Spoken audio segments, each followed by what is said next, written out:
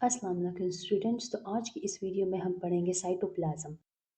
Cytoplasm की definition कुछ यूँ है कि cytoplasm is an aqueous containing substance containing a variety of cell organelle and other substance such as insoluble waste and storage product। Cytoplasm जो है वो aqueous की तरह का सब्सटेंस होता है, मतलब फ्लूइड किस्म का होता है जिसमें वैरायटी ऑफ सेल ऑर्गेनेली मौजूद होते हैं और other substance such as insoluble waste. अब इनसॉल्युबल वेस्ट का मतलब है कि जो चीज़ वेस्ट प्रोडक्ट्स हो जाती है, वेस्ट बन जाती है, तो वो भी साइटोप्लाज्म में मौजूद होती है। और स्टोरेज प्रोडक्ट जो चीज़ ज़रूरत की मौजूद होती है वो यहाँ पर होती है साइटोप्लाज्म में। अब साइटोजोल जो होता है वो सॉल्युबल पार्ट ऑफ साइटोप्लाज्म कहलाता है, from a ground substance between the cell organelle called the cytosol. जो सॉल्युबल पार्ट होता है वो साइटोप्लाज्म का, वो एक ग्राउंड सब्सटेंस बनाता है ऑर्गेनेली के बीच में, जिसे कहते हैं साइटोजोल। और साइटोजोल जो होता है, जो ऑर्गेनेली सेल के अंदर मौजूद होते हैं, उसके जो बीच में जो फ्लूइड किस्म की मटेरियल होता है वो साइटोसोल कहते हैं। Composition of cytosol. अब साइटोसोल की कंपोजिशन ये है कि cytosol is composed of 90% water and contain the solution which contain all the fundamental biochemical of life. अब साइटोसोल में जो है वो 90% वाटर होता है, मतलब वो ये मैक्सिमम वाटर से मिलकर बना होता है, इसलिए हम इसे कहते हैं कि ये फ्लूइड किस्म का सब्सटेंस होता है and contain the solution which contain the all fundamental biochemical of life. अब जब केमिकल्स जो ज़रूरत होती है ज़िंदगी के लिए, जो मॉलिक्यूल ज़रूरत होते हैं ज़िंदगी के लिए, वो सारे साइटोसोल में मौजूद होते हैं। अब साइटोसोल में या साइटोप्लाज्म में दो किस्म के सॉल्यूशन होते हैं, एक ट्रू सॉल्यूशन होता है और एक कोलाइडल सॉल्यूशन होता है। ट्रू सॉल्यूशन जो होता है वो स्मॉल मॉलिक्यूल से मिलकर बना होता है। जो स्मॉल मॉलिक्यूल जो होते हैं वो ट्रू सॉल्यूशन बनाते हैं। स्मॉल मॉलिक्यूल का मतलब है जैसे कि ग्लूकोज हो गया, अमाइनो एसिड हो गया, इस तरह कुछ अलग वो फैटी एसिड भी इसमें आते हैं। तो कोलाइडल सॉल्यूशन अब जो होता है, कोलाइडल सॉल्यूशन जो होता है वो लार्ज मॉलिक्यूल से मिलकर बनाते हैं।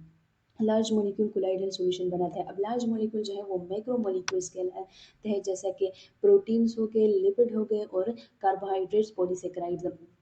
इस तरह के लार्ज मॉलिक्यूल से कोलाइडल सॉल्यूशन बनता है। अब ऑर्गेनिक के लिए ग्राउंड सब्सटेंस के अलावा भी ये एक काम करता है, जो कि site for certain metabolic pathway है। ग्राउंड सब्सटेंस साइटोसोल, जो कि साइटोसोल है, is the site for metabolic pathway.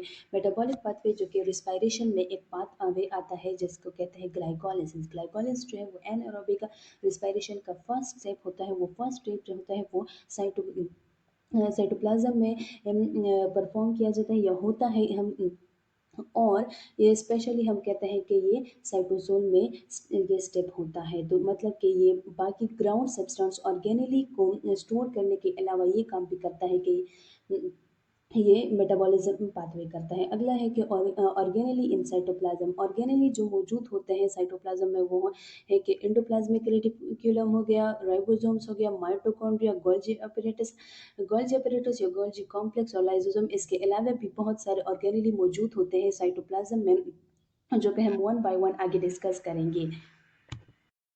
अब साइक्लोसिस। साइक्लोसिस किसे कहते हैं कि in the cytosol mitochondria move about in cytoplasm. Mitochondria जो होता है वो एक ऑर्गेनेली है, वो साइटोप्लाज्म में मूव करता है due to cytoplasm streaming movement. ये एक किस्म का मूवमेंट होता है साइटोप्लाज्म का, और ये एक्टिव मास मूवमेंट होता है। साइटोप्लाज्म या साइक्लोसिस जो होता है वो माइक्रोफिलामेंट की वजह से होता है। माइक्रोफिलामेंट भी एक किस्म का साइटोस्केलेटन का ऑर्गेनेली है, इसकी वजह से जो होता है वो साइक्लोसिस होता है। मतलब ये कि माइटोकॉन्ड्रिया जो होता है वो मूव करता है साइटोप्लाज्म में, और इसे एक्टिव मास मूवमेंट कहते हैं। और फिर आता है यहाँ पर साइटोप्लाज्म का डायग्राम। यहाँ पर एक सेल है ये इसका सेल मेम्ब्रेन है। अगर ये plant cell sorry animal cell तो है, तो ये आउटर सेल मेम्ब्रेन हो गया। और इसके अलावा ये जो साइड पर ये लाइट पर्पल किस्म का दिख रहा है, ये अक्सर फ्लूइड किस्म का होता है, तो ये हमें ज़ाहिर से दिखता नहीं है, लेकिन ये ग्राउंड सब्सटेंस होता है ऑर्गेनिक। ये साइटोजोल हो गया।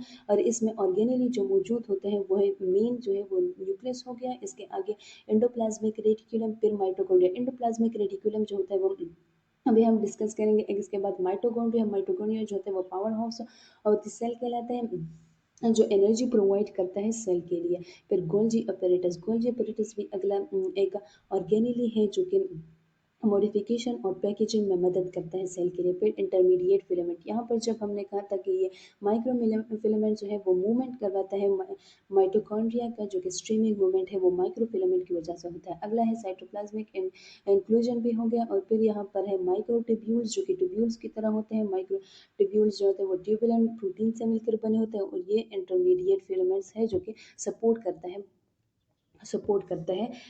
सेल को। अब तो ये था कुछ छोटा सा टॉपिक साइटोप्लाज्म के बारे में। इसके आगे हम पढ़ेंगे ऑर्गेनेली डिटेल के साथ। उम्मीद है आप लोगों को वीडियो अच्छी लगी होगी और समझ में आ गई होगी। अल्लाह हाफिज़।